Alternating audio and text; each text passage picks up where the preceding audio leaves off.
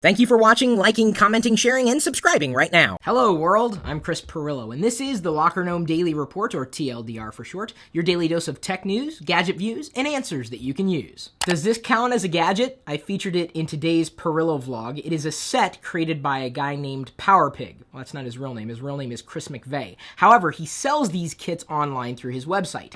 It's a Macintosh, even though you can't really call it a Macintosh because Apple isn't officially sanctioning it. Either way, I've got my quote-unquote first computer in the palm of my hand. There's the power cable, and the motherboard slides out in case I want to upgrade my circuitry. I just love living as a geek because it allows me to enjoy the things that I enjoy without worrying about what other people think. I certainly love technology like many of you do, but I happen to have other interests as well, and they all fall under the umbrella of geek. So should I show you my Series 9 minifigs in a TLDR, Pirillo vlog, or a completely separate video? Let me know in the comments. Plus this weekend I got my Garbage Pail Kids BNS2 Master Set. I don't have all the bonus stickers, but should I show you all these GPKs in a separate video like I did with BNS1? Should I put them in TLDR, a Pirillo vlog? Come on!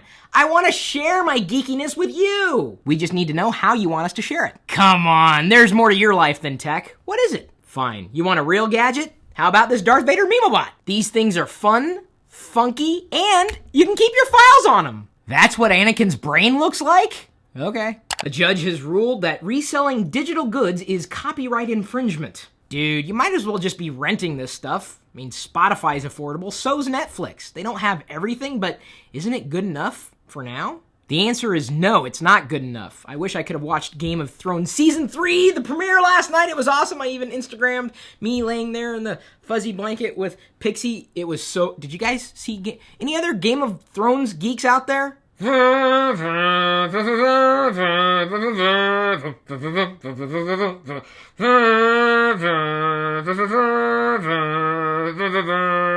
wish I could have an HBO subscription independent of any television service provider, or even a Game of Thrones subscription, as long as I wasn't paying more than I needed to in aggregate. Because see, that's the thing. I know we've got some sports geeks out there, but I don't want to watch sports anywhere, ever, and I still have to pay for it. Are you waiting for your Facebook phone, which we talked about in Friday's TLDR, which was kind of late because I screwed up the encoding process. But if you're curious about keeping your privacy settings secure on Facebook, we've got a tutorial on how you can edit your settings for photo albums. And believe it or not, people are asking. And no, I don't think the solution to the problem is to get off of Facebook. I mean, inevitably, we're just going to use social networks to connect with one another. Kind of like what we're doing right now. You like being connected with me, don't you? Come on, we're like Lego bricks. We fit together. Just don't step on me barefoot in the middle of the night. Do you have kids? Do you love Star Wars? Are you looking for free games to play online? You may be interested in Ewok Village. Look at the cute little Ewoks. I know, Wicket, you are named after one.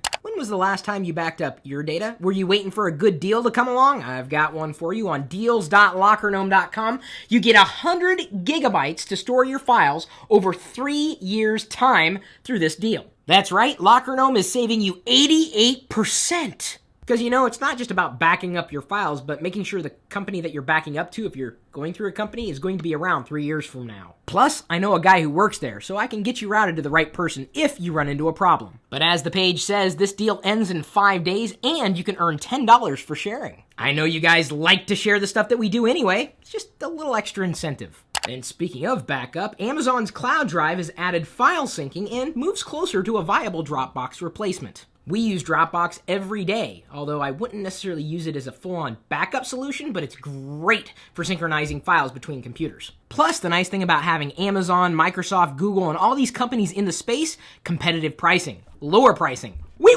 win! Alma Whitten, Google's privacy director, is stepping down. Wonder if they remember to share that on Google+. I'm definitely not making fun of anybody who uses Google+, because I do, every day. I happen to love Google+. Do you?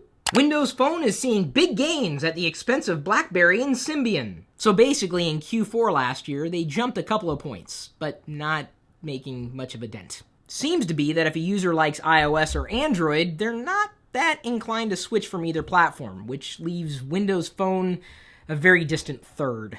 YouTube co-founder Chad Hurley announces Mixbit video collaboration site. And speaking of something we might want to do a little more of, Ask Me Anything, AMA, although instead of doing it through Reddit, what about on my Facebook page, like I did yesterday? Would you guys participate if I did that on Facebook? Maybe even on YouTube?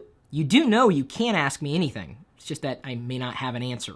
And speaking of question, our question of the day is sponsored by GoDaddy.com. If you want to save money on your next purchase, just email me, chris@Pirillo.com. I'll send you my latest list of coupons, including $1 hosting for an entire year. Nick Anselmo asked, can you downgrade from Windows 8 to Windows 7? Yes, kind of. Just not really going from Windows 8 directly to Windows 7. You would have to install Windows 7 fresh on that PC. Now, if you've purchased that PC with Windows 8 pre-installed, understand that Windows 7 may not work as expected. Then again, the same could be said for a Windows 7 machine when you're putting Windows 8 on it. My ultimate recommendation? Run Windows through virtual machines. These days, you won't see much of a performance hit, and it's a hell of a lot easier to manage that way. Speaking of Windows, there's something that I've been meaning to tell you for a little while now. I've been a little embarrassed about it, though, so pardon. You know how Windows 7 was everybody else's idea?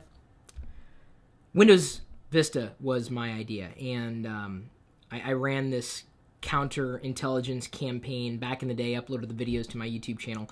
I am to blame for Windows Vista, and I'm sorry. Although if you did have a good experience with Windows Vista, I was the reason for that.